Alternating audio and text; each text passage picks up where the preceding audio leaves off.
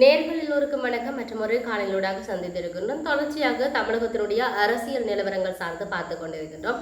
உண்மையிலேயே தமிழகத்துல என்ன நடக்கின்றது என்ற கேள்விகள் இருக்கின்றது. பெரும்பான்மை வாக்கெடுப்பு வேண்டும் என்று சொல்லி அதுக்கான வாக்கெடுப்பு நடைபெறுத்தப்பட்டிருந்தது. தமிழக வெற்றி கழகத்துக்கான பெரும்பான்மை கிடைத்திருக்கின்றது. அங்கு பிரேரணைகள் நிறைவேற்றப்பட்டிருக்கின்றது. பெரும்பான்மையை அவர் நிரூபித்து காட்டியிருக்கிறார் என்ற விடயத்தை சொல்லக்கூடியதாக இருக்கிறது. 144 வாக்குகள் பெற்று அவர் தன்னுடைய பெரும்பான்மை பலத்தை சபையிலேயே தாவேகா கட்சியினுடைய தலைவர் முதலமைச்சர் விஜய் நிறைவேற்றி காட்டியிருப்பதை பார்க்கக்கூடியதாக இருக்கிறது. இதுவாறு இருக்கின்ற பொழுது பெரும்பான்மையை நிறைவேற்றி காட்டுவதற்காக ஆதரவு கோரி இருக்கின்றனர் விடுதலை சிறுத்தைகள் கட்சிகளிடம். விடுதலை சிறுத்தைகள் கட்சிகள் கோரிக்கை ஒன்றை முன்வைத்திருக்கின்றது. கோரிக்கை ஒன்றை என்பதை விட அவர்கள் கோரிக்கைகளை முன்வைத்திருக்கிறார்கள். முதலாவது, இலங்கை ஏதிலிகளாக பல மக்கள் தொடர்ச்சியாக தமிழகத்தில் வாழ்ந்து வருகின்றார்கள். அவர்களுக்கான உரிமை கூறல் விடயம், அதாவது அவர்களை அங்கீகரிக்க வேண்டும் என்கின்ற விடயத்தை விடுதலை சிறுத்தைகள் கட்சிகள் இந்த விடயத்தை முன் வைத்திருக்கின்றன. அதையும் தாண்டி இந்திய இலங்கை மீனவர்களுடைய பிரச்சனைக்கு வெகு விரைவில் தீர்வு தர சொல்லி இருக்கின்றார்கள். ஆரம்பத்தில் விஜயனுடைய பிரச்சார மேடைகள்ல அதிகமாக பேசப்பட்ட ஒரு விடயம் இவை என்று கூட சொல்லக்கூடியதாக இருக்கிறது. இலங்கை இந்தியா என்ற பாகுபாடு இல்லை, அகதிகளாக வந்தவர்கள் என்ற வேறுபாடு எல்லாருக்குமே ஒரு நன்மையான ஆட்சி என்ற விடயத்தில் இவர்கள் உறுதுணையாக இருந்தார்கள். இவ்வாறு இருக்கின்ற பொழுது தற்பொழுது இந்த விடயம் சொல்லப்பட்டிருக்கின்றது. கோரிக்கைகளும் முன்வைக்கப்பட்டிருக்கின்றது. தமிழக முதலமைச்சர் என்ற ரீதியில விஜய் என்ன செய்ய போகின்றார் என்ற எதிர்பார்ப்பு எல்லோர் மத்தியிலும் இருக்கின்றது என்பதைத்தான் நாம் சொல்லக்கூடியதாக இருக்கிறது. அதுல எந்த விதமான மாற்று கருத்தும் இல்லை. சரி, இது இவ்வாறு இருக்கின்ற பொழுது இன்னொரு பக்கம் பார்க்க போனால் பதவி நியமனங்கள் வழங்கப்பட்டிருந்தது. அவருடைய ஆலோசகராக அந்த ஜோதிடர் நியமிக்கப்பட்ட விடயம் எல்லோருக்குமே தெரியும். அது மிகப்பெரிய கேள்விகளை உண்டு பண்ணியிருந்தது. ஏன் இந்த ஜோதிடரை இவர் நியமிக்க வேண்டும் என்ற கேள்வியை எழுப்பியிருந்தார்கள். அந்த பின்னணியில் தான் எவ்வளவு வேகத்துல அந்த ஜோதிடருக்கு அவருக்கு பதவி நியமனம் கிடைத்துச்சோ அந்த வேகத்துல அவர் பதவியில் இருந்து இறக்கப்பட்டிருக்கின்றார் என்ற விடயத்தை சொல்லி இருக்கின்றார்கள்.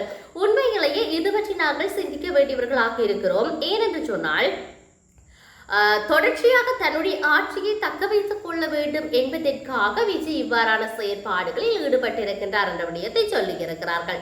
சரி, இது இவ்வாறு இருக்கின்ற பொழுது இன்னொரு பக்கம் பார்க்க போனால் தொடர்ச்சியான விமர்சனங்கள் இருக்கின்றது. எதிர்கட்சியாக இருக்கக்கூடிய மு.க. ஸ்டாலினுடைய சபையில சொல்லக்கூடிய அவருடைய உரைகளை பிடித்து வைத்துக் கொண்டு, அதே போன்று முதலமைச்சர் அவருக்கு பதிலடி கொடுக்கின்ற விதங்கள், அதையும் தாண்டி பல்வேறுபட்ட உதாரணங்களை சொல்லுகின்ற தன்மைகளை எல்லாம் பார்க்க மாறி மாறி கைதட்டல்களும் மாறி மாறி கருத்து சாடல் கருத்து பரிமாற்றங்கள் என்பது இடம்பெற்றுக் கொண்டிருக்கிறது.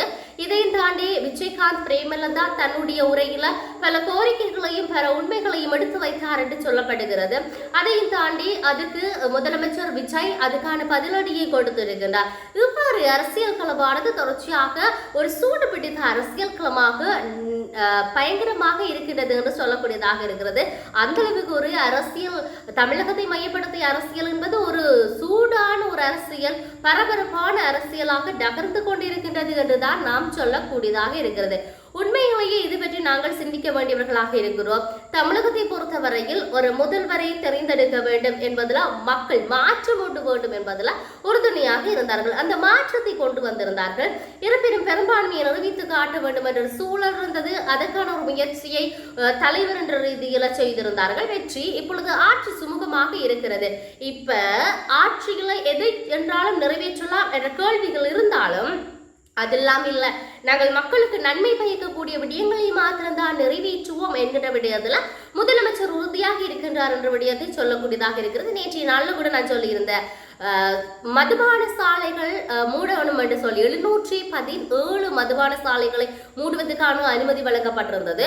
ஆனால் அது சார்ந்து சட்டசபையில் இன்றைக்கு ஒரு பெண்மணி பேசியிருந்தால், குறிப்பாக சொல்ல போனால் நாம் ஒரு மதுபான சாலைகளை மூடுவோமாக இருந்தால் 5-6 மதுபான சாலைகள் ஒரு இடத்துல உருவாகும்.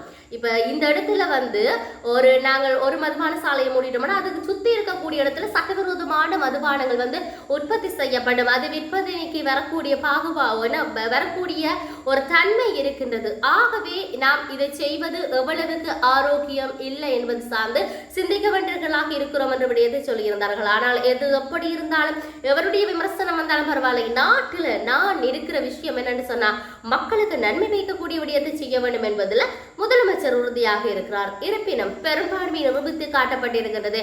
இனி அவருடைய ஆட்சியில் என்ன செய்ய போகிறார் என்பதை நாங்கள் பொறுத்திருந்து பார்ப்போம். மற்றொரு பதிவினூடாக சந்திப்போம். வணக்கம்.